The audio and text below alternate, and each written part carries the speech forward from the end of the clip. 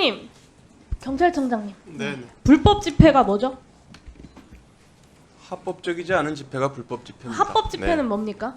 신고된 대로 그 내용, 형식, 뭐 시간, 장소 이런 걸 지킨다 그러면 그게 합법 집회죠. 네, 집회 대한민국의 집회 시위 관련 제도는 신고제입니까? 허가제입니까? 신고제입니다. 네, 신고제입니다. 아까 그 다른 의원님 질의에도 이 신고제라는 것에 완전히 공감한다라고 하셨어요. 네. 헌법상 집회의 자유는 아주 엄격하게 보장되는 대표적인 기본권이고 집회 허가제의 금지를 합의한 것은 헌재의 표현을 빌리자면 주권자들의 헌법적 결단입니다. 관련된 판례 알고 계시죠? 네. 네, 대한민국에는 불법 집회가 존재하는 것이 아니라 신고된 집회와 미신고된 집회가 있고 그 신고된 집회 혹은 미신고된 집회에서의 불법 행위들이 있는 겁니다. 맞죠? 네. 그리고 그 불법 행위에 대해서 경찰이 필요하면 사법 처리를 하는 거고요. 네. 엄밀히 말하면 불법 집회라는 건 대한민국의 헌법상 존재하지 않는 겁니다. 2012년 대법원 판단에서 이 미신고 집회라는 사유만으로 해산을 시키는 건 허가제처럼 운영하는 것이나 다름이 없다라는 판결을 하기도 했습니다. 지난 5월 18일 기자회견에서 뭐라고 하셨는지 기억하시죠? 건설노조처럼 불법 집회 전력이 있는 단체의 유사 집회에 대해서는 금지 또는 제한 조치를 하겠다라고 말씀하셨습니다. 이것의 근거는 집시법 어디에 있습니까? 집시법에서 집회를 금지하거나 제한할 수 있는 사유는 5조, 8조, 11조, 12조 등이 있습니다. 네. 네, 그래서 그 말씀하신 부분이 어느 조항에 해당되는지를 여쭙습니다. 그 네 가지를 다 감안을 해서 신고된 집회 내용상 시간, 장소, 양태 등을 종합적으로 고려해서 판단하겠다는 겁니다. 네, 아까 말씀드린 것처럼 대법원에서 미신고 집회만이라는 사유만으로 해산시키는 것은 허가제처럼 운영하는 것이다라고 했기 때문에 미신고 집회라고 하더라도 강제 해산을 할 수 없다 그 자체로라는 것은 대법원의 판례로 이미 존재하는 맞습니다. 겁니다. 네. 제가 그런데 미신고 집회라고 다 그것을 강제 해산하겠다고 그러지 심지어, 않았습니다. 전력을 미신고 집회의 전력을 가지고 네. 앞으로 진행될 집회까지도 집회 신고를 제한하겠다 혹은 금지하겠다라는 것은 저는 헌법적인 근거가 없는 판단이라고 생각하고 경찰이 그것을 판단할 수 있는 법적인 근거들을 가지고 있지 않다고 생각합니다. 제가 그 부분에 부연 설명을 드리면요.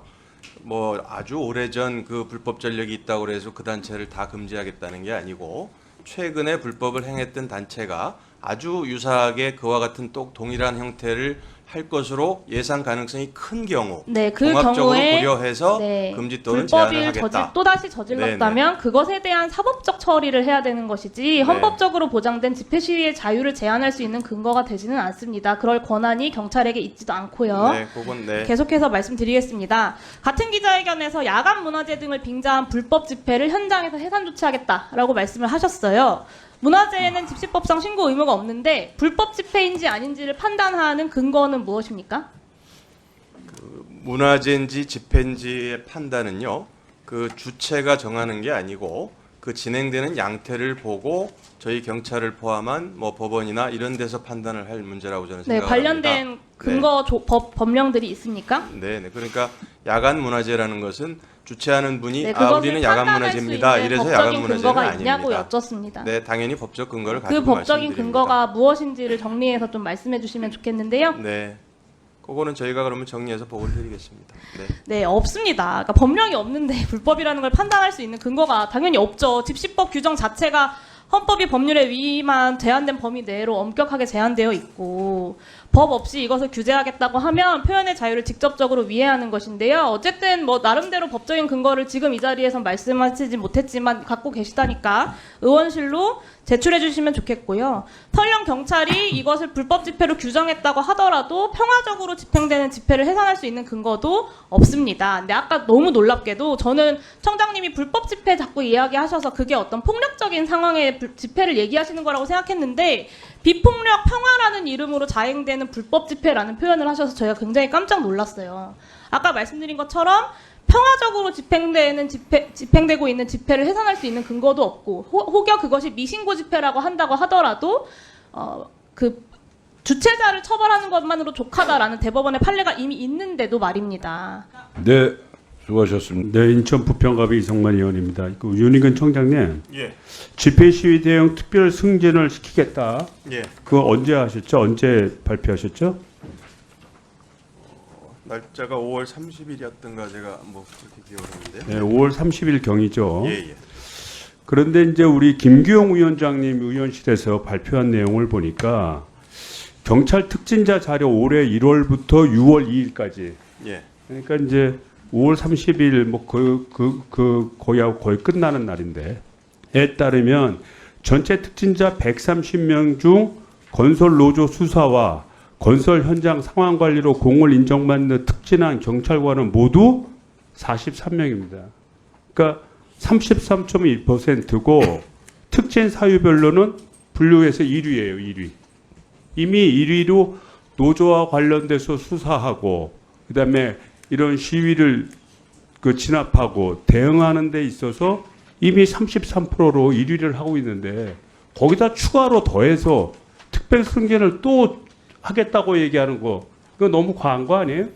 저희가 특진은 이제 1년치 계획을 가지고 진행을 합니다. 그러니까 지금 33%라고 말씀하신 거는 이제 현재까지 특진을 시킨 기준으로 보면 그런데요. 전체 1년 기준으로 보면은 그 정도는 아닙니다. 그건 말이 안 되죠. 왜 말이 안 됩니까? 네, 추세라는 게 있는 거고 네, 이건 이미 다 계획 33%가 됐으면 네. 후반기에도 33%가 어느 정도 될 것이다라고 예측을 하는 거지. TO가 전반기에 다 33%이기 때문에 네. 후반기에는 오히려 10몇 프로로 줄을 것이다. 이렇게 생각하는 게 이해가 됩니까? 아니요. 그 TO는 지금 다 정해져 있기 때문에 연말까지 계속 그 34% 프로테이지를 그렇게만 할 수는 없습니다. 그러면 오히려 특진 대상을 다른 분야를 했어야죠. 다- 분배시키기 위해서 특별 승진에 대한 공약을 또 건다는 건 말이 안 되잖아요. 특진은 다 지금 이 계획을 가지고 하는 겁니다. 제가 네. 맞춰야 된다며 숫자를 줄여야 된다며 숫자를 줄여야 되면 네. 특별 승진에 대한 공약을 다른 분야를 해야지 오히려. 다른 분야도 지금 다 있고요. 특진 계획서 그 보여달라면 보여드릴 수도 있습니다. 네네. 자, 지금까지의 자료를 가지고요. 예. 특히 그 시위 대응과 관련해서 이제 뭐 노조와 관련해서도 수사 파트가 있고 시위 대응 파트가 있고 그렇지 않습니까? 네, 그렇습니다. 그걸 분류해서 자료를 제출해 주시기 바랍니다. 네네. 그다음에 우리 진화 위원장님 네, 그런 말씀하셨더라고요. 인민군이나 파키스탄 등 적대 세력에 죽었다고 하면 보상을 받기 힘들기 때문에 적대 세력에 의한 희생자 유가족이 군경이 죽었다고 진화위에 거짓 신고를 한다. 팩트입니까? 사실과 다른 피해 신고서가 상당수 있습니다. 그러니까 조사했어요? 조사 진행 중에 있고 또 확인된 것이 조사했어요? 예, 조사 진행 중에 있습니다. 진행 중이잖아요. 조사 네. 끝난 거 아니잖아요. 본인 그리고 결과 발표했습니까? 현재까지 240건에 대해서 확인된 사실은 있습니다. 그러니까 있는데 네. 이거에 대한 조사의 결과로서 발표를 하신 겁니까? 아니면 견해로서 발표하신 겁니까? 그 사실과 다르게 피해 신청서를 낸 것에 대해서는 조사 결과가 나와 있습니다. 그러니까 이것을 보면 대부분의 그 사람들이 거짓 신고를 하는 것처럼 유도를 하고 있잖아요. 그러면 이렇게 말씀하시려면 객관적인 데이터 몇 퍼센트가 어떻고 몇 퍼센트가 어떠는 걸 따져서 얘기를 하셔야지 위원장이 되시는 분이 이렇게 말씀하시면 조사하는 조사위원들을 볼 때는 거짓 신고에 우려를 가지고 접근할 거 아니겠습니까? 그러니까 제가 말씀드리는 거는 네, 위원장님의 말씀을 좀 조심하시고 본인의 개인적인 판단이 조사관에게 어떤 선입감을 주어서 그 방향대로 일을 유도할 수 있기 때문에 결과론적으로 받아들이고 통계에 의해서 정확한 데이터로 얘기를 하셔야 된다는 거예요.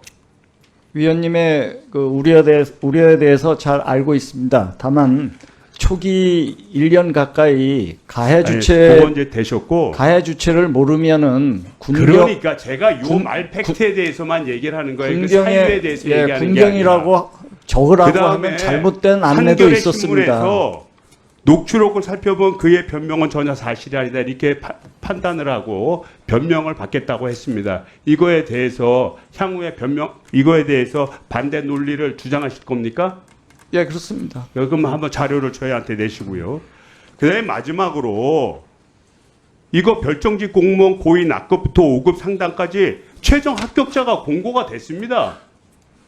공고가 됐어요. 실명으로 공고가 된 것이 아니고 그래서 그리고 여기서 보면 예비 합격자로 성명 땡현 땡 이분이 예비 합격자입니까? 그러니까 이 얘기는 뭐냐면 합격자는 이미 결정이 됐는데 이분이 여러 가지 역량 평가 등 조사를 했을 때 문제가 되면 그때는 이분을 뽑지 않고 아까 얘기했던 예비 합격자를 판단한다는 뜻이에요. 네, 맞습니다. 근데 왜 그 두 명 중에 한 명이 선택한다고 얘기를 합니까? 지금 다섯 일단은 합격자가 결정이 된 거지. 다만 조사 과정이 더 남아 있을 뿐이지. 네, 5단계 중 3단계의 그 현상에 있다는 것입니다. 그리고 이분이 바로 국정원 대공 수사팀에서 3급으로 일하신 분이라고 확인이 됐어요. 저는 확인해드리지 않았습니다. 위원장께서 확인을 안 하셔도 다 확인이 됐어요. 왜 확인되는 객관적으로 공고된 사실 자체를 부정을 하고 얘기를 하십니까? 숨길 일이에요? 그건 인사 상황이라서 확인해드릴 수 없다는 말씀을 드린 겁니다. 공고가 이름 한 글자만 공고된 것입니다. 이름에 한 글자가 아니라 공고됐다는 얘기. 자, 정리해 주십시오. 김강동 위원장님도 이미 다 언론에 나와 있는 거를 자꾸만 그렇게 발언하시면 안 돼요. 그러니까 그 언론이 공고가 된 거예요. 공고가. 비공개 상황에 있습니다. 자, 다음은 용해인 의원께서 질의해 주시겠습니다.